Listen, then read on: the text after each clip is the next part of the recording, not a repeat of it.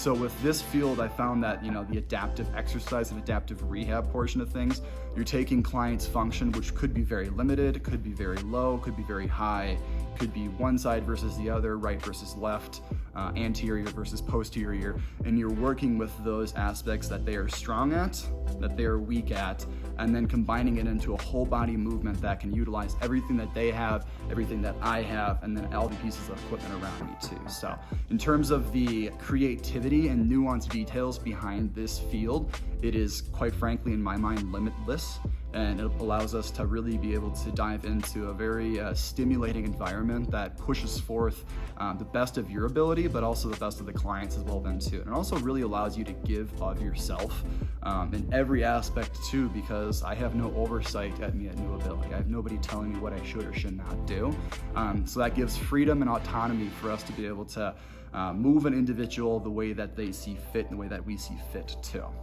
Able-bodied folks, unfortunately, it's not necessarily a have to have exercise or they have to move. They get to move, and it's just a reality in their lives. Whereas the disabled population, exercise is a drug for them. Exercise really releases the endorphins, really gets their blood flow going, really does everything that it does for you and I, but just at such a more profound level that it really impacts them in a stronger degree too. So that's what I found with the able-bodied versus disabled population, is the desire for the disabled population to come in every single day, do everything you ask of them, to see little progress but small progress, and still continue to push forward too. So that's something that's fantastic about this population too. But also too, in terms of like my education and my background, able-bodied folks, it's a pretty standard, clear-cut process. There's a few nuanced things that you can do for creativity here and there. But in terms of being creative in your own aspects, it's a little limited. So kind of going back to the disabled population versus the able population, we're talking about the span of functionality. So within my population that I work with, I work with a lot of primarily spinal cord injury folks. So individuals with a cervical spine, thoracic spine, or lumbar spine injury. Those can be either complete or incomplete injuries, so both of those have different variety of functionalities behind them as well too. I also work with paraplegics as well too, which typically have more of a complete type of injury, so there's this complete severance of their spinal cord. Every once in a while we'll get somebody with a incomplete injury too, and then also the lumbar spine as well too. The lumbar spine has the cauda equina section in it, so it's a little more likely for those individuals to have more nuanced details behind their functionality. Also, we work with stroke victims as well too. We work with expressive and receptive aphasia as well too, so their ability to state what they're thinking and then to be able to respond to that is expressive, and then the ability to understand what you're saying to them is receptive. So we work with a few expressive stroke individuals, so that can be a little challenging, being able to have communication involved too.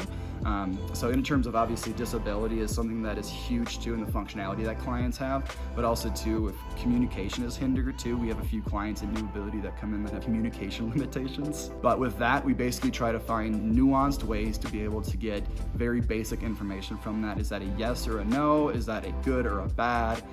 So we have to figure out how to ask questions that are kind of single-pointed towards that rather than open-ended questions. We also work with autoimmune disorders as well too.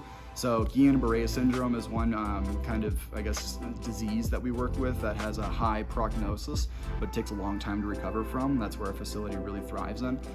Muscular dystrophy too also has a decently good prognosis in terms of maintenance care, being able to maintain your muscle mass and maintain your function, as muscular dystrophy is a progressive decrease in functionality.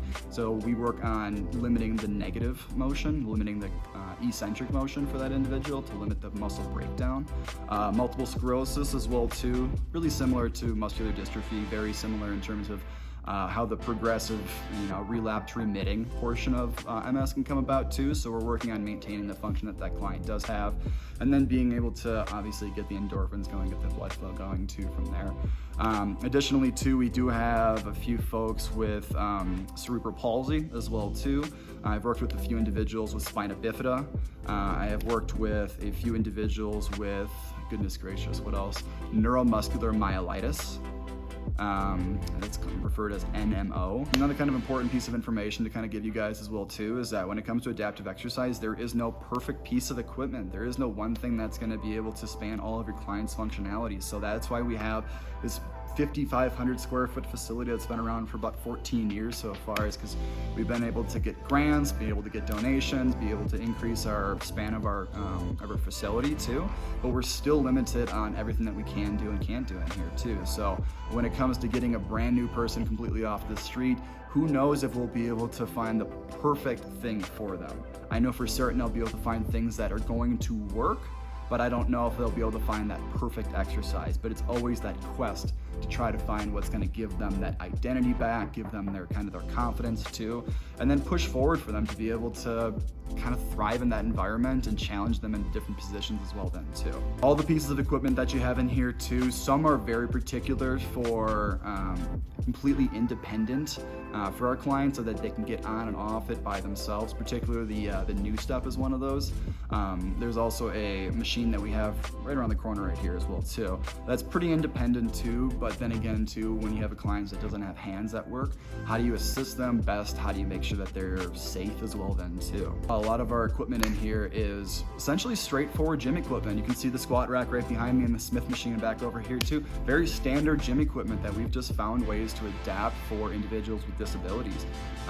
Essentially either lightening the load, using resistance as assistance instead, or finding ways to use stability as our fulcrum and as our kind of leverage point. We're finding new ways and new positions to challenge individuals that are going to be stimulating for them, but also stimulating for kind of the entire group too. One thing I want to leave you with, guys, is kind of the thought process that I have upon doing these kind of sessions and doing adaptive sessions, and that really kind of, it is a little morbid and is a little kind of depressing as well too, but how would you move? How would you go about life if you were injured in that same aspect that your client was too? How would you go about working out? How would you go about getting your identity back? How would you go about moving through space and moving through life in a comfortable fashion that is stimulating for you, is where you're getting progress as well too, where you don't feel like you're a burden on individuals too, and that you're comfortable in your positions across the board too.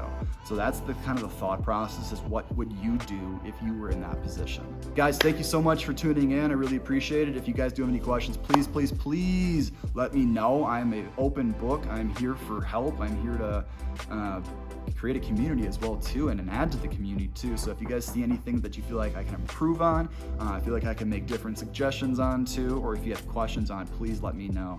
And if you guys like the content too, please feel free to like and subscribe. Thanks again, guys, and catch you in the next one.